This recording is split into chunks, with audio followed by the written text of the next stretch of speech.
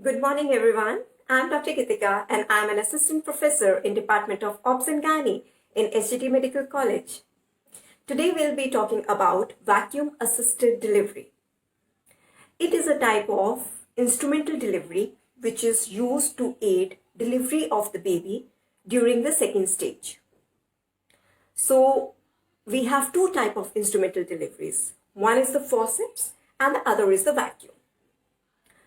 The vacuum acts by creating a vacuum between the suction cup which we are using and the baby's scalp. So this type of instrumental delivery can only be done in cephalic presentation. If there is face presentation, if there is after coming head of breech, we cannot apply vacuum. So talking about the indications of vacuum delivery, they can be broadly divided into maternal indications and the fetal indications. So firstly, we will talk about maternal indications.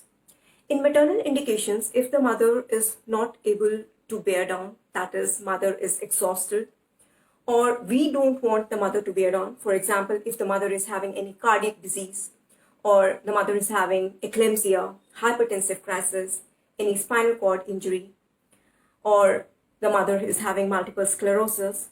So in all these cases, we need to cut short the second stage of labor. We don't want the mother to bear down and perform Valsalva.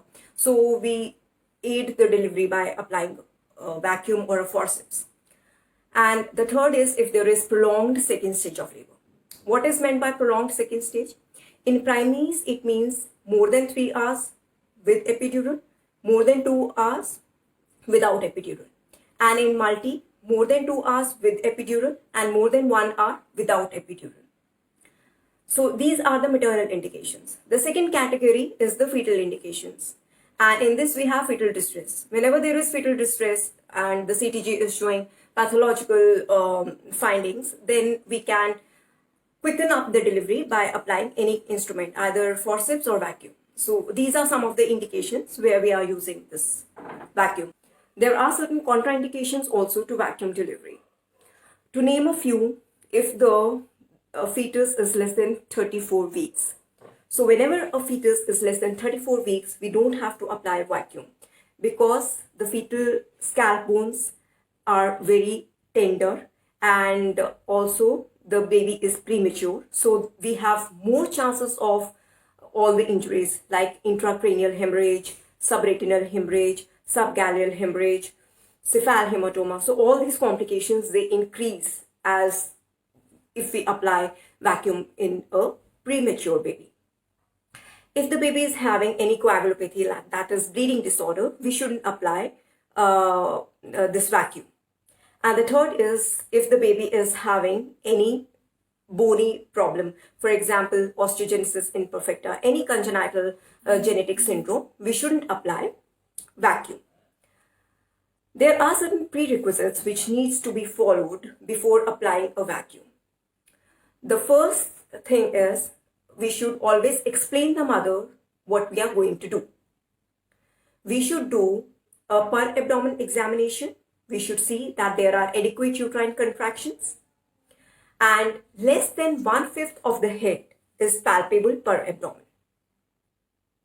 Or we will ask the mother to empty her bladder, or we can just empty the bladder by in and out catheter. Then we have to do a pervaginal examination. We will see that the cervix is fully dilated, the membranes, they are ruptured. And the leading point of the baby's head should be at +1 or below. Thereafter, we have to see that there is no cephalopelvic disproportion and there is no significant amount of molding or any caput formation, because it will hinder the formation of a vacuum between the cup and the fetal scalp. So I have this Silastic vacuum cup with me. This is the cup. It comes in various numbers, 30, 40, 50, 60 millimeter. This is the knob. When we are applying the cup, we have to make sure that the knob is in upward direction. And here we are applying the tubing, the plastic tubing. So let me show you. here we are applying this tubing. And the third part in this vacuum assisted delivery is the vacuum generator. So how do we apply this cup? We apply this cup on the fetal scalp such that the center of the cup is at the flexion point. Where is the flexion point? Flexion point is located 3 centimeters in front of the posterior fontanelle. So when we are applying it on a flexion point, we make sure that the smallest diameter of the fetal head, it comes out when the traction is applied. That is suboccipital brachmatic diameter. And if it is correctly applied at the flexion point, the anterior rim of the cup will lie on the posterior fontanelle. Once we apply this cup on the fetal scalp, we will sweep a finger around the cup to make sure that there is no maternal tissue which has been included in the cup. Thereafter, we will increase the pressure, that is 0.2 kg per centimeter square. We will increase the pressure up to this limit, and again we will sweep a finger around the cup to make sure that no tissue has been included. After that, the pressure is gradually increased to 0.8 kg per centimeter square. Once this pressure has been achieved, it will create a chignon formation, that is a soft swelling between the fetal scalp and this cup. Once it has been done, now we have to apply the traction. The traction should always be applied at right angle to this cup, at right angle to this handle. Because if we will apply tangential or any oblique traction, then the cup may come off the scalp, and this is known as pop off. So the traction is applied at right angle and it follows the curve of the caress, that is, it follows J-shaped curve.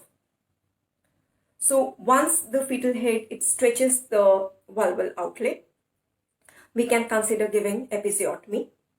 And once the fetal's chin has come out of the perineum, then we will release the pressure.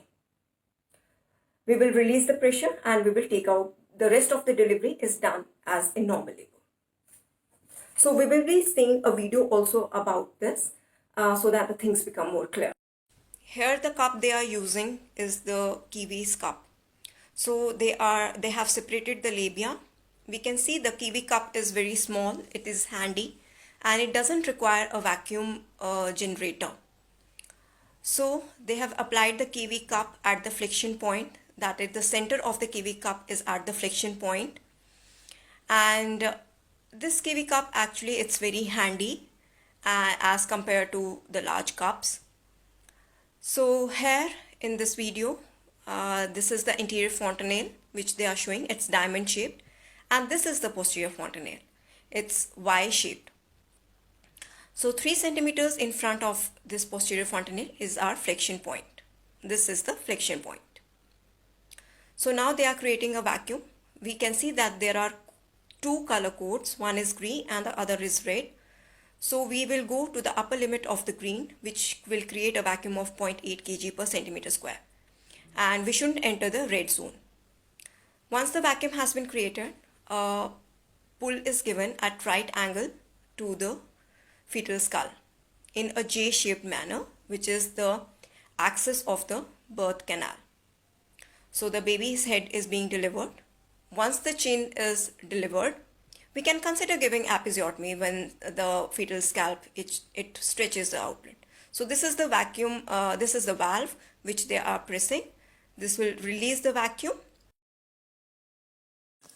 So if we talk about fetal complications, we have scalp laceration, subcallar hemorrhage, cephal hematoma, intracranial hemorrhage, retinal hemorrhages, neonatal jaundice, shoulder dystocia, clavicular fractures, hypoxia, and also in rare cases, death of the fetus. And maternal complications, we have soft tissue injuries like cervical tear, vaginal tears, extension of epi, PPH, infection, and genital prolapse. I hope you found this video useful. And this video is mainly for the undergraduate and the postgraduate student and also the maternity staff. And I have tried to explain all the aspects of a vacuum delivery and hope you have liked it.